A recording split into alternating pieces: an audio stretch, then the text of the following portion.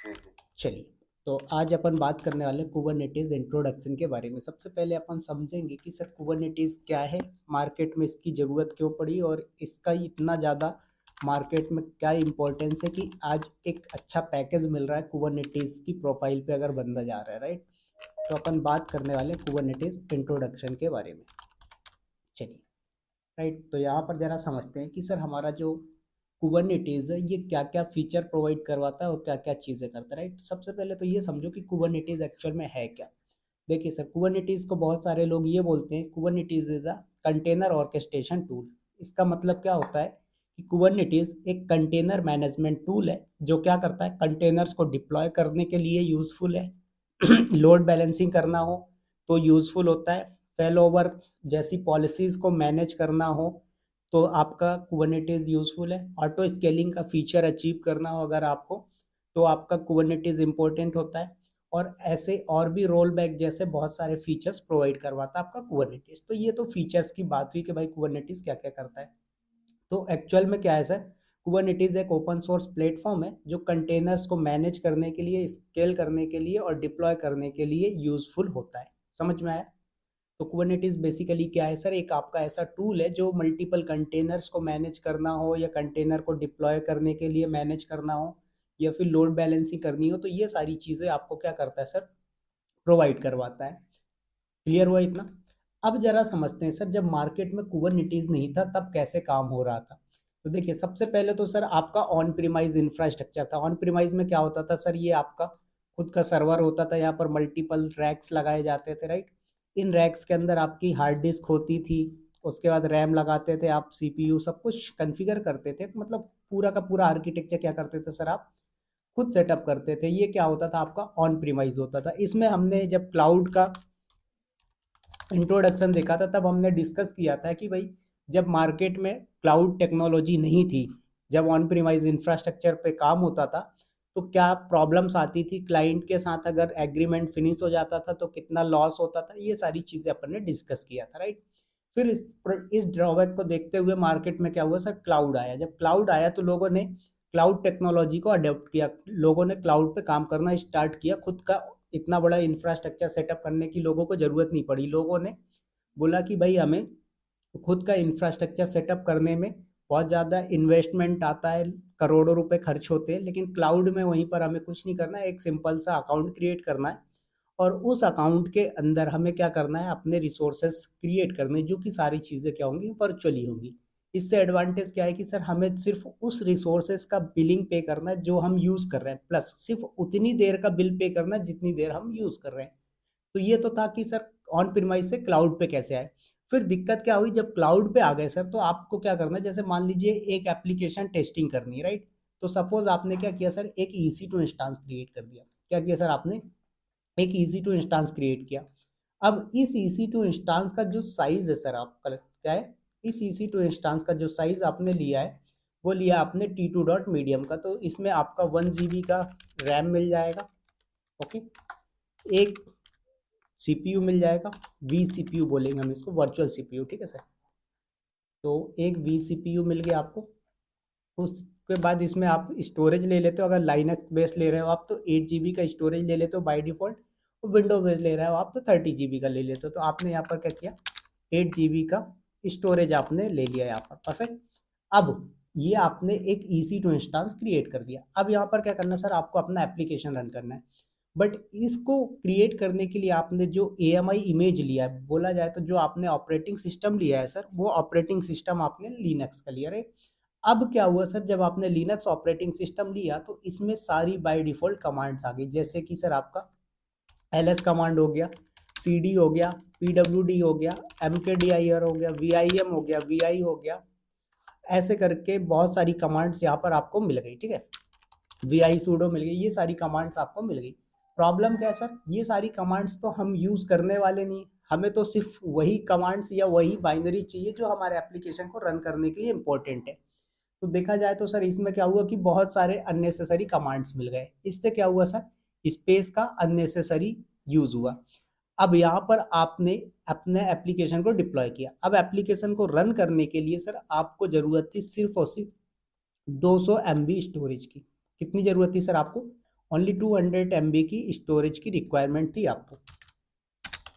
अब 200 MB का requirement आपको, बट क्या किया सर, आपको यहाँ पर 8 GB का स्टोरेज लेना पड़ा। क्यों? क्योंकि सर इसकी जो इमेज है, AMI इमेज जो है वो हैवी साइज का है, मिनिमम 4 to 5 GB का स्टोरेज लेता है, राइट। 8 GB का तो आपको देना पड़ रहा है, बट जो आपका AMI इमेज है वो 4 to 5 GB का स्पेस ले रहा है। क्या कर रहा है सर? 4 to 5 GB का स्टोरेज ले रहा है। अब 4 to 5 GB का स्टोरेज यहाँ पर फालतू जा रहा है। तो हमने बोला कि यार ये तो हमारे लिए प्रॉब्लम है। कल को हम चाहते हैं कि इसी के अंदर हम 3-4 एप्लीकेशन डिप्लॉय कर दें, क्योंकि कोई भी एप्लीकेशन बनाते हो, जैसे मैं एग्जांपल ले लेता हूँ, आपने VLC मीडिया प्लेयर देखा है, या मैंने बोला आपने क्लाउड विद विवेक का एक एप्लीकेशन बनाया, तो क्या आपका एप्लीकेशन सिर्फ और सिर्फ आप एक प्लेटफॉर्म के लिए बनाते हो कि सिर्फ एंड्रॉइड पे चले? नहीं, आप क्या करते हो, एंड्रॉइड पे भी चलना चाहिए, मैक पे भी चलना चाहिए, उसके बाद विंडोज पे भी रन होना चाहिए, और आपका ISO पे भी रन होना चाहिए, राइट।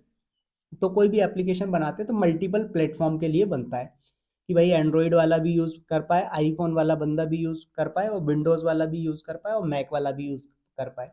तो बात आई कि सर हमने VLC मीडिया प्लेयर बनाया, तो हमने 200 MB का यहाँ पर एप्लीकेशन था रन कर दिया। अब क्या होगा, कल को सर यहाँ पर आप अपना एप्लीकेशन रन करोगे तो क्या होगा कि आपको एक तो सेपरेट स्पेस नहीं मिल रहा है, राइट। दूसरी चीज, आपको सेपरेट स्पेस चाहिए तो आपको क्या करना पड़ेगा, फिर इसको वर्चुअली डिवाइड करना। तो आपने वर्चुअल डिवाइड देखा था कि आप अगर किसी ऑपरेटिंग सिस्टम के ऊपर मल्टीपल ऑपरेटिंग सिस्टम डालना चाहते हैं तो आप वर्चुअल बॉक्स या ओरेकल का VMware यूज कर सकते हो। तो वहां पर भी वही प्रॉब्लम आ रही थी कि भाई यहाँ पर आपका जो AMI इमेज है वो 4 से 5 GB का स्पेस ले रहा था। ऐसे ही वहां पर भी होगा। तो देखा जाए तो सर हमारा स्पेस जो है वो बर्बाद हो रहा था, वेस्ट हो रहा था, राइट।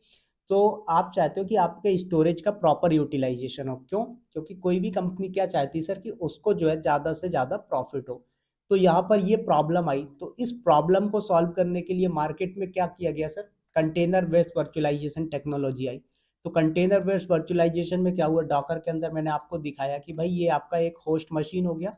इस होस्ट मशीन के ऊपर आपने डॉकर का पैकेज इंस्टॉल कर दिया। क्या किया सर आपने, होस्ट मशीन के ऊपर आपने डॉकर का पैकेज डाल दिया, तो ये बन गया सर आपका डॉकर होस्ट मशीन, राइट। अब ये जब डॉकर होस्ट बन गया तो इसके अंदर आपको एप्लीकेशन रन करने हैं। तो आपने बोला सर मेरे को VLC मीडिया प्लेयर की टेस्टिंग करनी है। आप क्या करोगे, एक कंटेनर क्रिएट करोगे सर आप अपना लिनक्स का, दूसरा ऐप आप कंटेनर क्रिएट कर लोगे एंड्रॉइड का, तीसरा एप्लीकेशन आप कंटेनर यहाँ पर क्रिएट कर लेंगे सर मैक का।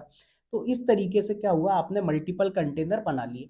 अब इन कंटेनर्स को क्रिएट करने के लिए भी आपको इमेज की जरूरत पड़ी, बट आपने क्या किया सर, यहाँ पर अपनी लाइट वेट इमेज का यूज किया। क्या किया सर आपने, यहाँ पर लाइट वेट इमेज का यूज किया। तो जैसे आपने उबंटू की इमेज लिया, नो प्रॉब्लम, आपकी उबंटू की लाइट वेट इमेज लिया आपने। ऐसे ही यहाँ पर आपने एनजिनिक्स लिया, एनजिनिक्स का लाइट वेट इमेज लिया। ऐसे ही यहाँ पर आप विंडोज ले रहे हो, विंडोज का भी लाइट वेट इमेज। तो देखा जाए तो क्या हो रहा था सर, जहां पर आपको 4 से 5 GB स्टोरेज की रिक्वायरमेंट होती थी, वो यहाँ पर सिर्फ और सिर्फ 200 से 300 MB में आपका काम हो जा रहा था। समझ में आए? तो इससे क्या हुआ कि सर हमारा स्टोरेज जो है वो बेस्ट नहीं हो रहा था, प्रॉपर यूटिलाइजेशन होने लगा। तो यही रीजन था कि मार्केट में क्लाउड के बाद डॉकर पे लोगों ने काम करना स्टार्ट करा, और मार्केट में डॉकर की डिमांड बढ़ी, ठीक है। अब डॉकर के अलावा भी और कंपनीज हैं, जैसे डॉकर के अलावा पॉडमैन कंपनी है, ये भी कंटेनर बेस्ड वर्चुअलाइजेशन देती है। बट क्या हुआ कि सर डॉकर ने फीचर को इजी और अच्छे तरीके से प्रोवाइड किया मार्केट में, जिस कारण से मार्केट में क्या हुआ, डॉकर फेमस हो गया।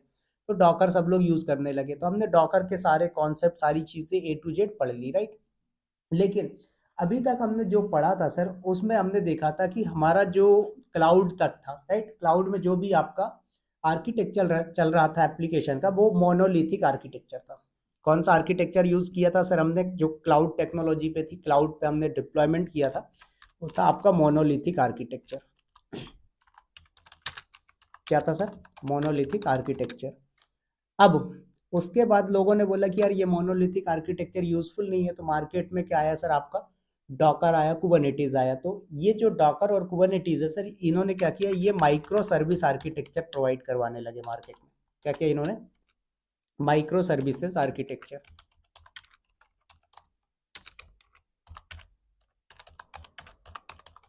तो मुझे उज्जवल जी, सत्य प्रकाश जी बताएंगे कि मोनोलिथिक आर्किटेक्चर में क्या होता था और माइक्रो सर्विस आर्किटेक्चर में क्या होता है। मैंने ये चीज़ आपको डॉकर के इंट्रोडक्शन में बहुत अच्छे से समझाया था। जी सर। बताइए क्या सर डिफरेंस होता है। मोनोलिथिक हम्म। मोनो मोनोलिथिक आर्किटेक्चर में जो हमारा कोड होता है एक सिंगल फाइल में होता है, बिल्कुल। जबकि हमारा माइक्रो सर्विस जो आर्किटेक्चर है उसमें हमारा कोड मल्टीपल पार्ट में डिवाइड होता बिल है, मल्टीपल सर्विसेज में डिवाइड होता है। बिल्कुल परफेक्ट ये इसका एग्जाम्पल मेन दीजिए। मेन एडवांटेज है। ये इसका मेन एडवांटेज जैसे फ्लिपकार्ट हो गया हमारा माइक्रो सर्विसेज का आर्किटेक्चर। फ्लिपकार्ट यूज करता है, नेटफ्लिक्स यूज करता है, अमेजोन सब ये यूज करते नहीं, हैं। और हमारा वो तो ठीक है यूज मोनोलिथिक। करते हैं, बट किस टाइप का आर्किटेक्चर सेटअप करते हैं जब माइक्रो सर्विसेज में करते हैं और मोनोलिथिक में करते थे तो किस टाइप का होता था। वो तो आपने बताया कि इसमें सिंगल कोड होता था, इसमें मल्टीपल पार्ट में डिवाइड होता। वो अच्छा है, बट एक एग्जांपल चाहिए मुझे कि भाई किस टाइप का अलग अलग फाइल रखी जाती है, किस टाइप की सिंगल फाइल में पूरा होता है मोनोलिथिक।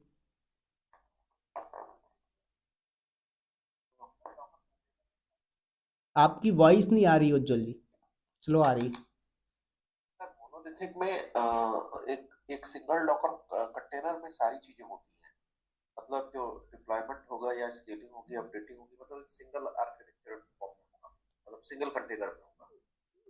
ठीक है, तो यहाँ पर हम माइक्रो कंटेनर फिर यूज ही क्यों करेंगे जब हमें सिंगल में ही करना है, तो हम कंटेनर यूज क्यों करेंगे, हम फिर क्लाउड पे क्यों नहीं कर लेंगे काम।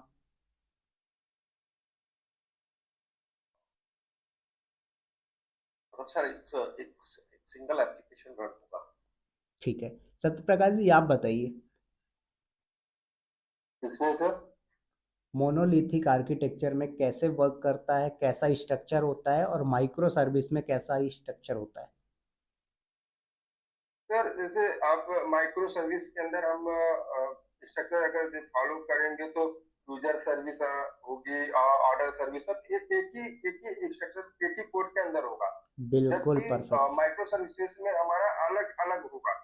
सर्विस के लिए यूजर इंटरफेस के लिए अलग सर्विस होगी, पेमेंट के लिए अलग सर्विस होगी। मतलब सर बिल्कुल माइक्रो में सब परफेक्ट अलग एकदम अलग। राइट। हाँ बोलिए उज्जवल जी आप बोलिए। हाँ सर, यही माइक्रो में सब अलग अलग होगा। हम्म। और इसमें एक ही में सब मतलब इंटीग्रेट रहेगा। बिल्कुल। तो देखिए, जो मोनोलिथिक आर्किटेक्चर होता है सर, उसमें क्या होता है, पूरा एप्लीकेशन एक ही यूनिट में होता है, ठीक है। इसमें क्या होता है, सारे फीचर्स या मॉड्यूल एक ही कोड बेस में होते हैं। और स्केलिंग जो होती है सर, वो पूरे ऐप को करना पड़ता है, सिर्फ एक पर्टिकुलर पार्ट को आप स्केलिंग नहीं कर सकते। इसका एक एग्जांपल देता हूँ। मान लीजिए कि कल को मैंने एक शॉपिंग एप्लीकेशन ओपन किया क्लाउड विथ विवेक के नाम से, ठीक है। या फिर मैंने उज्जवल शॉपिंग डॉट कॉम के नाम से एक एप्लीकेशन रन किया।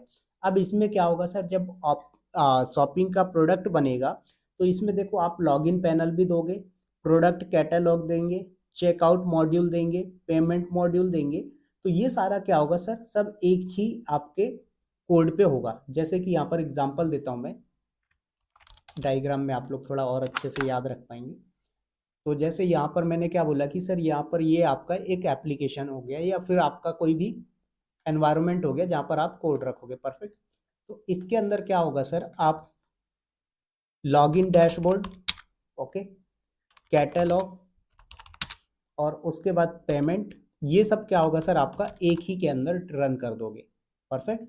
इससे प्रॉब्लम क्या होगी सर, कल को मान लीजिए आपका ये, एक फेल हुआ तो सब हाँ, फेल हो जाएंगे। ये अगर आपका ये एप्लीकेशन डाउन होता है, या फिर ये आपका जो इंफ्रा है, सर्वर है, इसमें कोई प्रॉब्लम आती है, तो सर बंदा ना तो लॉगिन कर पाएगा, ना कैटलॉग डैशबोर्ड देख पाएगा, और ना ही पेमेंट कर पाएगा, राइट।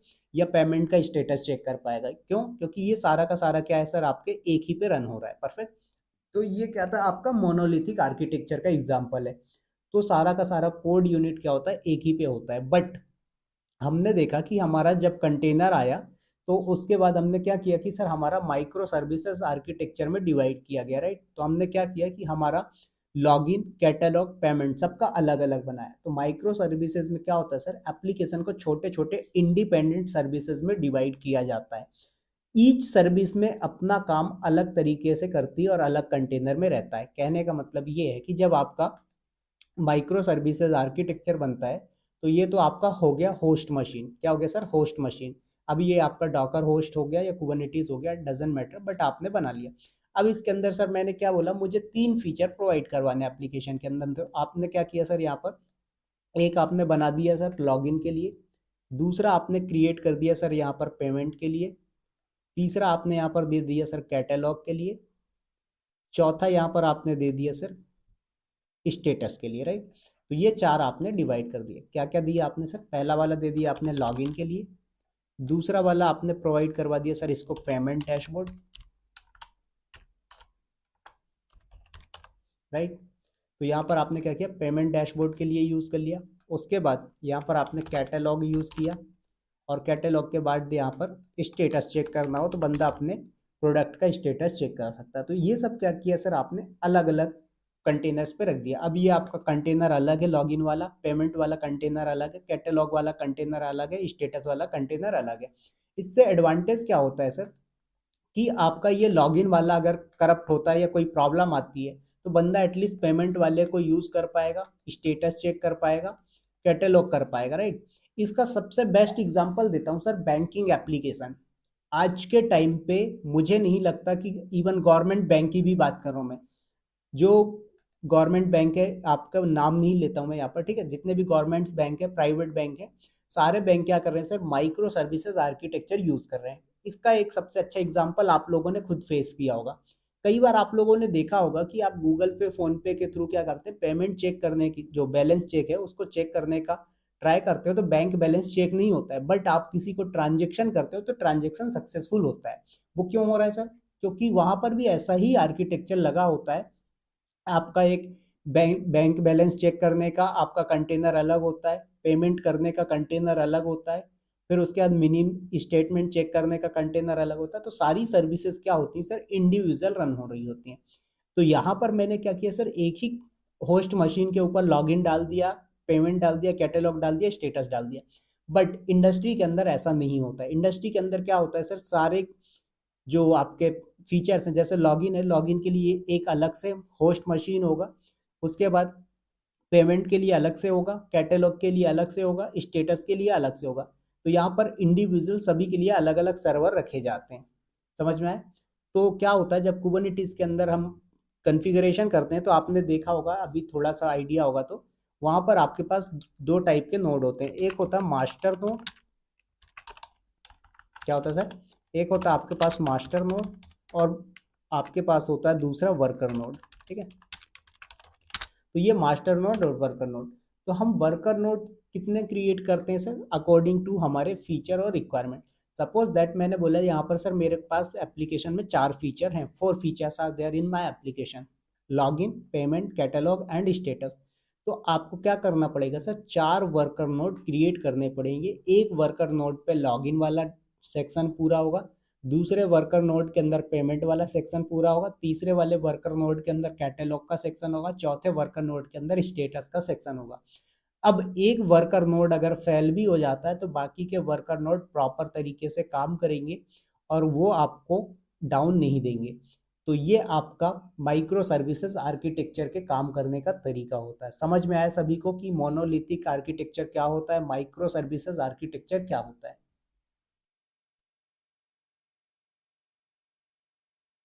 क्लियर हुआ, यस यस। और नो? ठीक है। अब सर्विस जहाँ सेपरेट सेपरेट है वो माइक्रो है। जी, ठीक है। अब बात करते हैं सर कि हमें कुबरनेटिस क्यों यूज करना चाहिए, why we need to use Kubernetes. तो सबसे पहला तो है सर कि अगर आप कुबरनेटिस यूज नहीं कर रहे हैं और आपको डिप्लॉयमेंट करना है, तो डिप्लॉयमेंट करने के लिए मैनुअली सारी चीजें करनी पड़ती है। बट वहीं पर अगर आप कुबरनेटिस का यूज करके डिप्लॉयमेंट कर रहे हो तो आप इसको ऑटोमेट कर सकते हो, ठीक है। दूसरी चीज, स्केलिंग की बात करते हैं। अगर आप विदाउट कुबरनेटिस यूज कर रहे हो तो आपको स्केलिंग मैनुअल करनी पड़ेगी, पूरे एप्लीकेशन को करना पड़ेगा। बट कुबरनेटिस के साथ करते हो तो आप ऑटोमेटिक स्केलिंग कर सकते हो और सारी सर्विसेज के लिए आप ऑटोमेटिक डिफाइन कर सकते हो। इसी तरीके से अगर आप लोड बैलेंसर की बात करें, लोड बैलेंसिंग का फीचर जो है, आप कुबरनेटिस यूज नहीं करते हो तो आपको क्या करना पड़ेगा, एक्सटर्नल लोड बैलेंसिंग करनी पड़ेगी। जैसा कि आप लोगों ने डॉकर में देखा, डॉकर के अंदर कोई लोड बैलेंसिंग मिला क्या? नहीं। हमने क्या किया, एक्सटर्नल यूज किया, जो कि एनजिनिक्स है, तो वो थर्ड पार्टी हो गया, राइट। क्योंकि भाई डॉकर का बाय डिफॉल्ट फीचर नहीं, जैसे एडब्ल्यूएस खुद का देता है आपको, राइट। एडब्ल्यूएस के अंदर आप क्या करते हो, लोड बैलेंसिंग कर लेते हैं।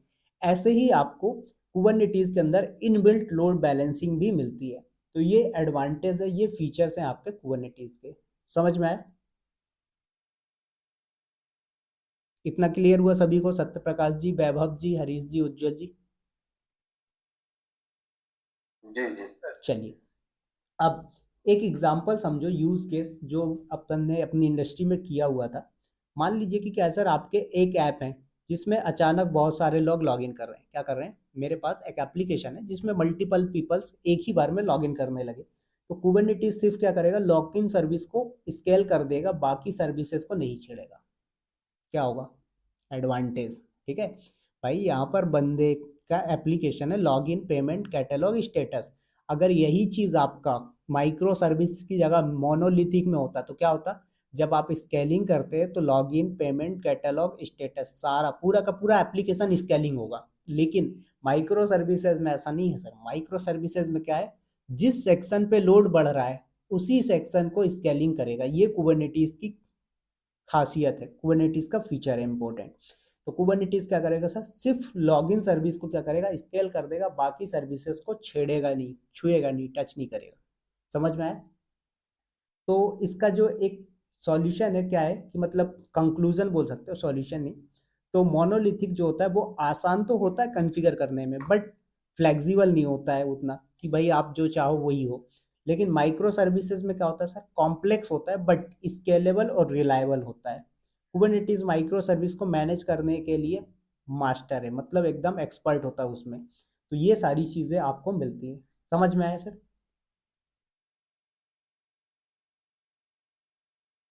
क्लियर हुआ यहाँ तक? यस हो तो ठीक है।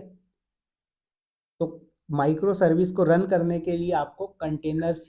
हाँ बोलिए। सर, जो वर्कर नोड्स होते हैं लाइक लॉगिन, पेमेंट, कैटलॉग, से are hmm, managing all those things, so master node क्या इन सब वर्कर नोड को हाँ, मास्टर नोड वर्कर नोड को कंट्रोल करता है। अभी डिस्कस करेंगे मास्टर नोड क्या करता है, वर्कर नोड क्या करता है, कितने मास्टर नोड हम कॉन्फ़िगर करते हैं इंडस्ट्री में, कितने वर्कर नोड कॉन्फ़िगर करते हैं, सारी चीज़ें डिस्कस करेंगे। ठीक है। तो बात कर रहे थे सर हम, जब हमें माइक्रो सर्विसेज चलाना हो तो हमें क्या करना पड़ता है, कंटेनर यूज़ करना पड़ता है, जो कि एक परफेक्ट सॉल्यूशन है। तो कंटेनर जो है सर, आप डॉकर का यूज़ कर सकते हैं, पॉडमैन का यूज़ कर सकते हैं, कंटेनर डी का यूज़ कर सकते हैं। तो अभी कंटेनर डी याद कर लो, क्योंकि आगे जब हम लोग क्या बोलते हैं इंस्टॉलेशन करेंगे तो वहाँ पर कंटेनर डी यूज़ करते हैं। कई बार मैं यूज़ भी करता हूँ कई बार। तो आप लोग कंफ्यूज हो जाते हो कि सर कंटेनर डी क्या है। तो एक्चुअल में कंटेनर डी और डॉकर दोनों ही कंपनीज हैं जो क्या करती है sir, container based virtualisation provide करवाती है। समझ में आया सर? ओके। तो डॉकर और कंटेनर डी, ये दोनों है जिनका यूज़ करके आप क्या कर सकते हो sir, container based virtualisation use कर सकते हो, या सिंपल सा बोला जाए तो माइक्रो सर्विसेज आर्किटेक्चर या माइक्रो सर्विसेज एप्लीकेशन रन कर सकते हो डॉकर या कंटेनर डी का यूज़ करके। इसमें क्या होता है सर, कंटेनर्स लाइट वेट होते हैं और ईच सर्विस को आइसोलेटेड एनवायरनमेंट प्रोवाइड करवाते हैं। ये चीज़ अपन ने डॉकर के अंदर बहुत अच्छे से देखा कि सर हमारा जो डॉकर होता है वो अलग अलग तरीके से एक आइसोलेटेड एनवायरनमेंट बन जाता है। आप चाहो तो एक दूसरे से कम्युनिकेट भी नहीं कर पाते। देख रहे हैं आपने जैसे क्या किया। अगर मैं यहीं पर क्लाउड की बात करूं तो क्लाउड में देखा कि सर आपका एक बीपीसी है, राइट। इस बीपीसी के अंदर आपने दो सबनेट बना दिए, सबनेट वन, सबनेट टू, और एक और सबनेट चलो आपने क्रिएट कर दिया, सबनेट थ्री। तो तीन सबनेट आपने क्रिएट कर दिए सर। तो जब यहाँ पर आपके तीन सबनेट आ गए, subnet one, subnet two, subnet three, और इनके अंदर आपने EC2 इंस्टांसेस क्रिएट कर दिया। क्या किया सर आपने? EC2 इंस्टांसेस क्रिएट कर दिया। तो दूसरा EC2 इंस्टांस यहाँ पर आपका क्रिएट हो गया, तीसरा EC2 इंस्टांस यहाँ पर आपने क्रिएट कर दिया। अब ये EC2 इंस्टांसेस क्या आइसोलेटेड है, मुझे बताएगा कोई? जो बंदा AWS में एक्सपर्ट हो बताइए, क्या ये तीनों आइसोलेटेड है? आइसोलेटेड का मतलब एक दूसरे से कम्युनिकेट नहीं करना चाहिए। नहीं सर, कम्युनिकेट तो हो सकता है सर। तो फिर से बोलो सर एक बार।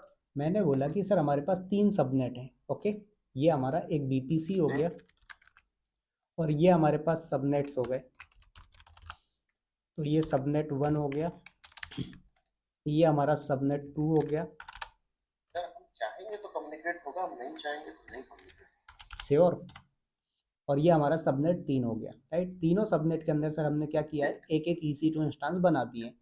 अब मेरा क्वेश्चन ये है कि भाई ये EC2 इंस्टांस इस दूसरे सबनेट के EC2 इंस्टांस को कम्युनिकेट कर पाएगा या नहीं कर पाएगा? अगर कर पाएगा तो किस सिचुएशन में कर पाएगा, नहीं कर पाएगा तो किस सिचुएशन में नहीं कर पाएगा? पेयरिंग करेंगे तो कम्युनिकेट हो पाएगा, पेयरिंग नहीं करेंगे तो वेरी गुड। सर इस केस में क्या होगा, ये तो पहली बात तो मैंने बोला एक सेकेंड उज्जवल जी, आपका क्वेश्चन सॉरी आपका आंसर रॉन्ग है, शांत रहें, थोड़ा सा दूसरे को भी बोलने दीजिए। हाँ बोलिए सत्य प्रकाश जी। पहली बात तो VPC सेम है तो ये आपस में कम्युनिकेट कर पाएंगे। बिल्कुल राइट। तो यहाँ पर उज्जवल जी क्या होता है, जब एक ही BPC के अंदर मल्टीपल सबनेट बने हों, पहले सुन लीजिए ठीक है फिर क्वेश्चन करिएगा।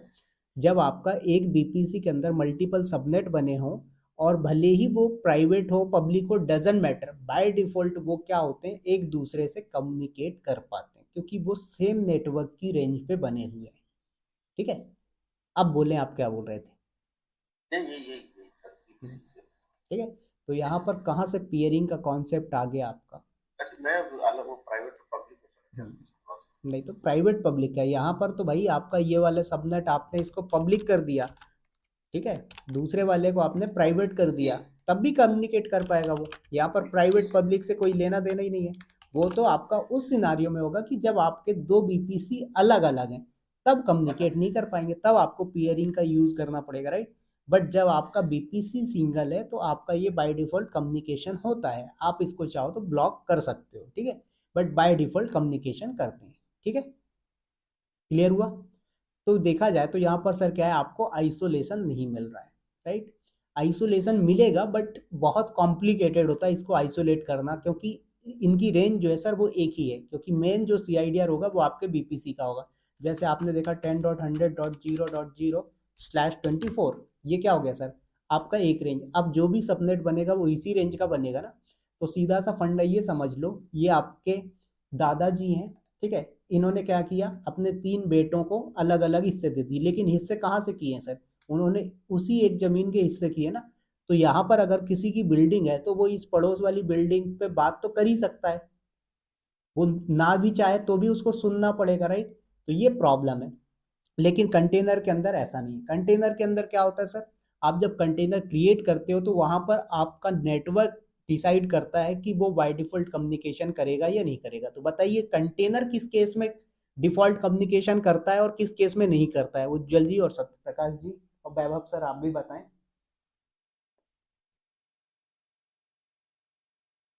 हाइब्रिड है, सॉरी सेम नेटवर्क पे कम्युनिकेट कर लेगा, सेम नेटवर्क पे राइट, नेटवर्क सेम है। तो अगर आपने किसी होस्ट मशीन के ऊपर अगर आपने कंटेनर क्रिएट किए हुए हैं सर, तो क्या होते हैं बाय डिफॉल्ट अगर वो सेम नेटवर्क पे बनते हैं। अच्छा, बाय डिफॉल्ट नेटवर्क कब यूज करते हैं, जब आप कोई नेटवर्क डिफाइन नहीं करते, तो वो क्या होता है डिफॉल्ट नेटवर्क पे बनता है। और अगर वो डिफॉल्ट नेटवर्क पे बना हुआ है तो क्या करेगा सर, एक दूसरे से कम्युनिकेट कर पाएंगे। हम चाहते हैं एक दूसरे से कम्युनिकेशन ना हो पाए, तो क्या करो आप अलग अलग नेटवर्क पे अलग अलग कंटेनर बना दीजिए। तो सीधा सा फंडा ये है कि भैया हमें कंटेनर जो है वो आइसोलेशन का फीचर भी प्रोवाइड करवा देता है राइट। अब लेकिन प्रॉब्लम कहाँ है वो समझो सर, आपने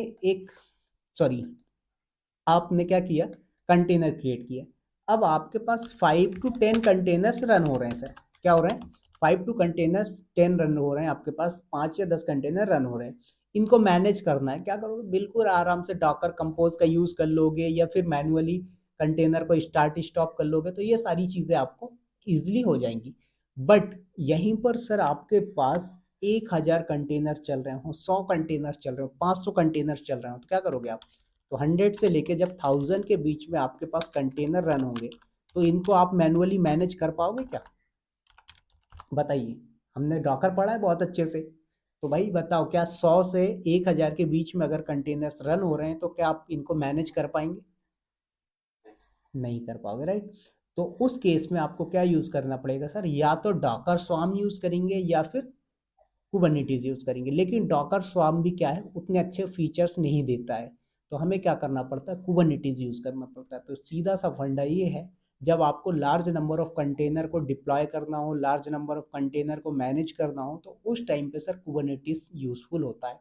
अब यहाँ पर सर आपके 100 से लेकर 1000 के बीच में कंटेनर चल रहे हैं, वो कंटेनर पे आपको लोड बैलेंसिंग करनी है, ऑटो स्केलिंग करना, कुछ भी चीज़ें करनी है सर आपको, आप क्या कर सकते हो, आप सारा फीचर अचीव कर सकते हो with the help of sir Kubernetes. आपको कुछ भी चीज़ें एक्सटर्नल यूज़ करने की ज़रूरत नहीं है, तो इसीलिए यहाँ पर आपको कुबरनेटीज यूज़ करना पड़ता है। समझ में आया सभी को? सर क्या स्वाम में लोड बैलेंसिंग नहीं है क्या अभी? है, बट और भी फीचर्स हैं, जैसे आपका सर्विस का फीचर हो गया, आर बैग का फीचर हो गया, वो सारी चीज़ें डॉकर स्वाम के अंदर नहीं है। सर मतलब ऑटो स्केलिंग है नहीं है? ऑटो स्केलिंग है, ठीक है, लेकिन उसमें क्या होता है कि आपको जो क्या बोलते हैं रोल बेस एक्सेस वगैरह प्रोवाइड करवाने होते हैं, वो सारे फीचर्स नहीं है वहाँ पर डॉकर स्वाम के अंदर। सर जब अभी पढ़ेंगे तो बता दीजिएगा, जस्ट मतलब पूछ ले ठीक है, स्वाम। बिल्कुल ठीक है। तो ये चीज़ हो गया। उसके बाद ऑटोमेटिकली स्टार्ट स्टॉप करना हुआ, सेल्फ हीलिंग जो फीचर होता है ये कुबरनेटीज के अंदर मिल जाता है, लोड बैलेंसिंग का फीचर मिल जाता है, कॉन्फ़िगरेशन मैनेज करना हो तो कॉन्फ़िग मैप के यूज़ से आप कर सकते हो। तो ये सारी चीज़ें क्या है आपके पास अवेलेबल हो जाते हैं। अब कुबरनेटीज के कुछ डिफ़ॉल्ट कंपोनेंट्स होते हैं सर, वो कंपोनेंट्स के बारे में बात करेंगे। तो सबसे पहले आपके 4 कंपोनेंट्स आते हैं। पहला आता है सर एपीआई सर्वर। क्या आता है सर? API server. दूसरे नंबर पे आता है सर आपका शेड्यूलर, ठीक है। तीसरे नंबर पे आता है कंट्रोलर मैनेजर।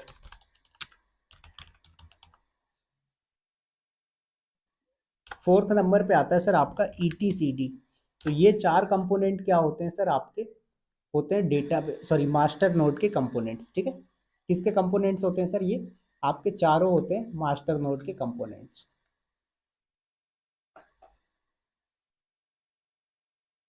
चलिए मास्टर नोड कंपोनेंट, चलिए तो बात करते हैं सर मास्टर नोड के जो 4 कंपोनेंट्स हैं इनके काम क्या क्या होते हैं, पहले ये समझते हैं। तो सर जो आपका एपीआई सर्वर होता है ये क्या करता है, यूज़र और सिस्टम से कम्युनिकेशन करवाने के लिए गेटवे का यूज़ करता है। शेड्यूलर जो होता है ये डिसाइड करता है कि कौन सा पॉड कहाँ पर चलेगा। तो नाम से ही समझ में आ रहा है scheduler, that means it is responsible to schedule anything, right. तो ये क्या करता है, पॉड कहाँ पर चलेगा ये डिसाइड करता है शेड्यूलर। फिर आता है कंट्रोलर मैनेजर। ये क्या करता है सर, बैकग्राउंड प्रोसेस रन करता है, जैसे आपका रेप्लिकेशन हो गया या जो भी और अदर बैकग्राउंड प्रोसेसेस होती है उन सबको मैनेज करने के लिए कंट्रोलर मैनेजर का काम आता है। फोर्थ नंबर पे आता है सर आपका ईटीसीडी डेटाबेस, जो कि क्या करता है, क्लस्टर का डेटाबेस होता है। ये क्या करता है, की वैल्यू स्टोर करवाता है। तो ये चारों कंपोनेंट आप सभी को समझ में आए। अभी मैंने एक बेसिक ओवरव्यू दिया है कि एपीआई सर, सर्वर एक बार और बताइए सर। एपीआई सर्वर जो होता है सर वो यूजर्स और सिस्टम से कम्युनिकेशन का गेटवे होता है, यूजर्स और सिस्टम के बीच में कम्युनिकेशन करवाने का। समझ में आए? तो सर ये मास्टर नोड में ही रहेगा तो इसका क्या इंटरेक्शन वर्कर नोड से होगा ना, मतलब यूजर को? भाई ये काम करेंगे वर्कर नोड पे जाके, रहेंगे मास्टर नोड पे, ठीक है।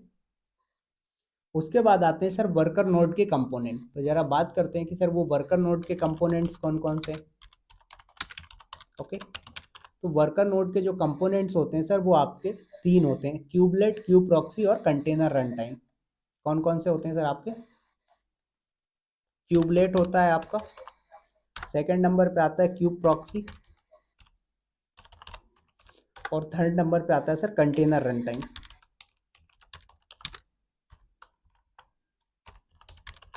ये 3 जो कंपोनेंट होते हैं ये वर्कर नोड के कंपोनेंट होते हैं, ठीक है। अब बात करते हैं सर कि क्यूबलेट का काम क्या होता है, क्यूब प्रॉक्सी का काम क्या होता है और कंटेनर रन टाइम का काम क्या होता है। तो सर जो क्यूबलेट होता है वो ईच नोड पे चलने वाली सर्विस है, जो क्या करता है, मास्टर से इंस्ट्रक्शन लेता है। अब जैसे मान लीजिए कि सर हमारे पास 4 वर्कर नोड हो गए। अब चारों वर्कर नोड के अंदर क्या होगा सर, क्यूबलेट रन होगा। इसका काम क्या होता है कि यहाँ से मास्टर नोड कोई इंस्ट्रक्शन पास करेगा तो उसको इंस्ट्रक्शन लेने का काम जो होता है वो क्यूबलेट का होता है। जैसे यहाँ पर मास्टर नोड ने क्या बोला कि भैया विवेक नाम का एक पॉड रन कर देना, ठीक है। अब किस पे रन कर देना, तो इसने बताया, तो ये क्या करेगा, क्यूबलेट इस इंस्ट्रक्शन को लेगा। तो ये आपका जो काम होता है क्यूबलेट का वो क्या करता है सर, मास्टर नोड पर जो भी चलने वाली सॉरी जो क्या बोलते हैं ईच नोड पे चलने वाली सर्विसेज होती है उनको क्या करता है, मास्टर नोड से इंस्ट्रक्शन लेके वहां पर डिप्लॉय करता है। समझ में आया? क्लियर हुआ? यस और नो? क्यूबलेट का काम क्या होता है? बिल्कुल सर, ये नोड को मैनेज करता है।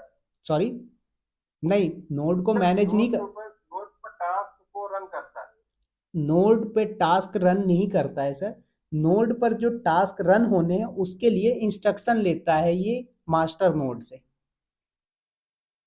इंस्ट्रक्शन देता है। ठीक है। सेकंड, मतलब ऑर्डर लेता हूँ। हाँ बिल्कुल परफेक्ट है, ऐसा बोल सकते हो आप, ऑर्डर लेता है, ऑर्डर एक्सेप्ट करता है। ठीक है। सेकंड नंबर पे आता है क्यूब प्रॉक्सी। क्यूब प्रॉक्सी क्या करता है सर? नेटवर्किंग को हैंडल करता है। क्या करता है? नेटवर्किंग को हैंडल करने का जो काम होता है वो क्यूब प्रॉक्सी का होता है। नंबर 3 पे आता है कंटेनर रन टाइम। ये कंटेनर रन टाइम जो है सर वो क्या करता है? एक्चुअल में जैसे डॉकर कंटेनर होता है उनको रन करने का काम जो होता है वो कंटेनर रन टाइम का होता है। क्योंकि भाई हमने देखा कि हमारा जो डॉकर है उसमें क्या होता है, आपके कंटेनर्स चलते हैं। ऐसे ही जब आप कुबरनेटिस का यूज करोगे तो कुबरनेटिस के अंदर भी आपको क्या करने पड़ेंगे सर? कंटेनर्स रन करने पड़ेंगे। तो वहां पर क्या होता है कि जब कंटेनर रन होगा तो उसके लिए आपको एक रन टाइम एनवायरनमेंट चाहिए। बोला था, सीधा सा फंडा बोलो तो डॉकर का पैकेज चाहिए। ठीक है। तो जो का रन टाइम होता है वो क्या करता है? आपके डॉकर कंटेनर को रन करने के लिए होता है। समझ में आया?